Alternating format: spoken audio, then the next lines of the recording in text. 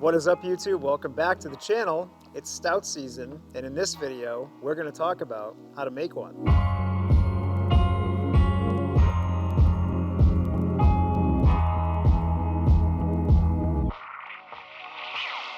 All right, so the vibrancy of fall is behind us. The leaves have now departed their trees. It's a time where things get a lot chillier around here, and we start thinking about darker beers that are more hearty and robust that will warm our hearts and our souls while we head on into the winter here in New England.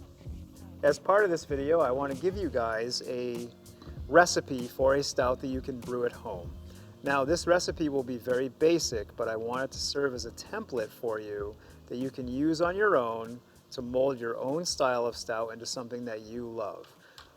Everyone's palate is different. In homebrewing, the magic of that is that you can make a beer that you love for yourself that has exactly the attributes that you want. But before you get to that point, you have to understand what will make a stout taste a certain way and the types of ingredients that you need to utilize to make yourself a stout. All right, so anytime we create a recipe, we want to reverse engineer it. We first want to say, what does this stout want to look like? What does it want to taste like? How high does the alcohol content want to be? And so on and so forth. You know, for Michael and I with YouTube, we make a thumbnail and have an idea before we make a video. And when you're brewing a beer, you should have an idea of what you want that beer to be before you brew it. So for the purposes of this recipe, I want this beer to be somewhere between 5.5% and 7% alcohol. I want it to be medium body with medium sweetness. I don't want it to be too dry, and I don't want it to be too sweet. And I want it to have a good balance of roasted and charred flavors along with caramelly and sweet flavors. Really well balanced, not too bitter, all the flavors in the right place. That's what we're going for with this recipe. And once you get that dialed in, you can build upon that for your own needs. So to begin, we have to choose a base malt. And for this recipe, I've chosen Marris Otter. Marris Otter is a awesome base malt. Specifically in this recipe, the base malt isn't as important as it might be in a lighter beer because it will get lost behind a lot of the roasted characters that we're going to talk about in a second. Marris Otter is a little bit darker than your typical United States base malt, and it has a little bit of a nutty character, which will provide complexity and intrigue in your homebrew stout. The next malt is a Munich II malt.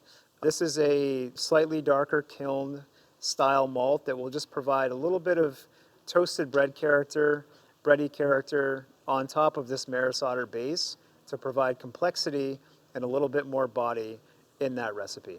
The next malt I've chosen is a very common one in a stout. It's called Crystal 60 or Caramel 60. It's kilned to 60 Lavaban, and it's used in modest doses. I think for the purposes of this recipe, it's around 7 or 8% of your grist is going to be this Crystal 60. And this will provide a lot of sweetness. Really important to get this number just right. If you don't have enough of this, you won't have enough sweetness, and if you have too much, it could be overpowering. But you know, somewhere between 6 and 10% of your grist in a stout, for me, is just right. And of course, moving into the roasted malts that give your stout recipe its complexity. First one I've chosen is a very classic malt. It's Weyerman Roasted Barley. Pure roasted barley. As it comes, it's going to provide rich coffee-like character, a little bit of bitterness, and a little bit of astringency that will be balanced by the sweetness that we've added to the stout recipe before this. Moving on from there, I like to give this stout a little bit of complexity and richness, and for that we use chocolate malt. When you select your chocolate malt, you need to be really careful in terms of how it's kilned, because there's certain malts that are 300 Lavaban, and there's certain chocolate malts that go all the way up to 650 Lavaban. So when you're constructing your recipe based on this recipe is trying to be around 40 SRM. So you'll have to make adjustments based on your brewing needs and based on what you're trying to do and based on the grain that you have access to. But long story short, we're going to use a small percentage of chocolate malt in our grist for this recipe. And last but not least, we have a little bit of a magic trick in stout brewing. We're going to use a small portion of what's called Carafa Special Type 3. Carafa Special Type 3 is a special de-husked barley that doesn't contain the bitterness and the astringency of, say, a roasted barley. But what it will do is it will impart additional dark flavor in your stout. So you get beautiful jet black color, but you don't get that astringent bitterness that you'd expect from regular roasted barley, Whereas if you use more roasted barley in place of this, you might throw off the balance of your stout. So we like to use this in judicious doses to give our beer color, but not necessarily where we want additional bitterness, roasted flavors, or what have you. All right, for the purposes of hops in the kettle, for us at Tree House, we like to keep our hop charges for stouts very, very simple. For me, too much hop characteristic can muddle the beautiful roasted chocolatey flavors of a stout, so we're really careful not to overdo it. However, we do use a pretty strong bittering dose. For the purposes of this recipe, you can use just about any clean bittering hop that you have access to. We like to use Magnum, we like to use Warrior, but any other bittering hop will work fine in this recipe. In terms of flavor hops, if you prefer that sort of thing, I just love Goldings. So as a late aroma hop addition, Goldings are always going to do the trick for you. And last but not least, we have the choice of yeast. There are certainly no shortage of yeast choices to make when you're brewing a stout at home. If you're brewing your first stout and you are a beginner, I strongly recommend that you start with a neutral American ale stout. US 05 or Yeast 1056 are great. Once you understand the flavors that are created from the recipe of malts that you put together, then introducing in different yeast strains to see how it affects the outcome of this malt structure is what I would recommend. When you're making progress at home, I never recommend brewing the same beer twice and influencing multiple variables when you brew the beer a second time. And if you do that, you won't understand the effect of the changes that you've made as well as you should have if you've only focused on one thing at a time. So incremental upgrades as you brew these types of beers, I would strongly recommend. For the purposes of this recipe, keep it simple. US 05, dry yeast if you prefer, or Yeast 1056 is going to create a neutral, clean, beautiful, flavorful stout. All right, guys, so now that we've given you some background on the ingredient selections and what makes up the base of a great stout, I just want to take you through some really precise numbers that you can utilize to make your own batch at home.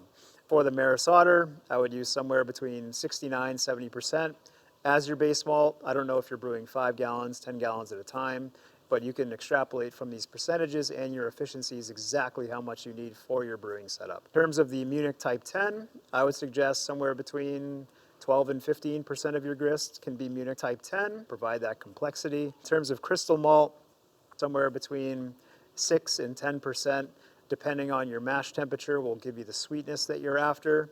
And then the total of all your roasted barley, really you don't want to exceed 12.5% as a total of that roasted barley in a recipe like this.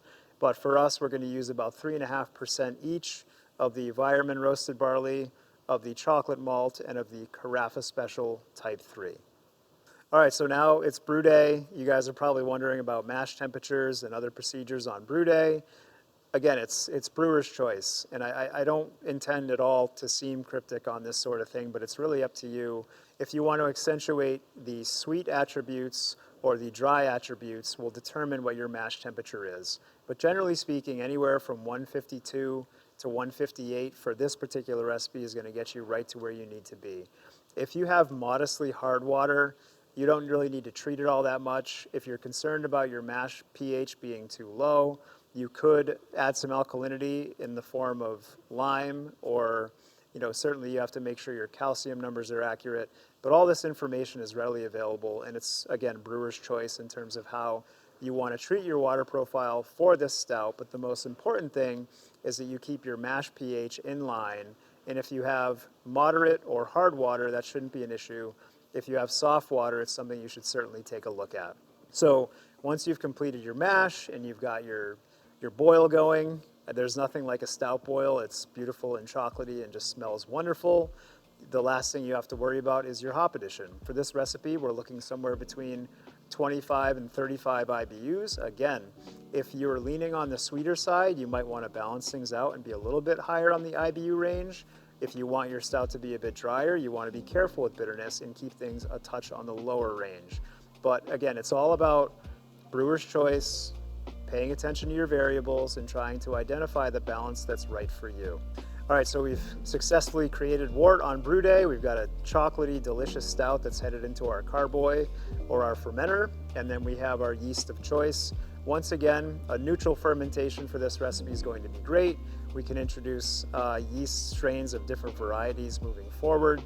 But for this guy, we're going to keep it in a neutral fermentation range, anywhere between 64 and 75 for US05 or for Yeast 1056 is going to produce a clean, neutral, and beautiful stout. But I promise you guys, if you take good care of it and you don't oxidize it and you leave it alone after you brew it, it's going to make you a treat that you can enjoy all autumn long. All right, guys, well, the weather's cooler now. It's stout season through and through. I want to wish you guys happy brewing. Leave your comments, questions, concerns in the comments below, and we'd be happy to respond to you guys. Thanks for watching.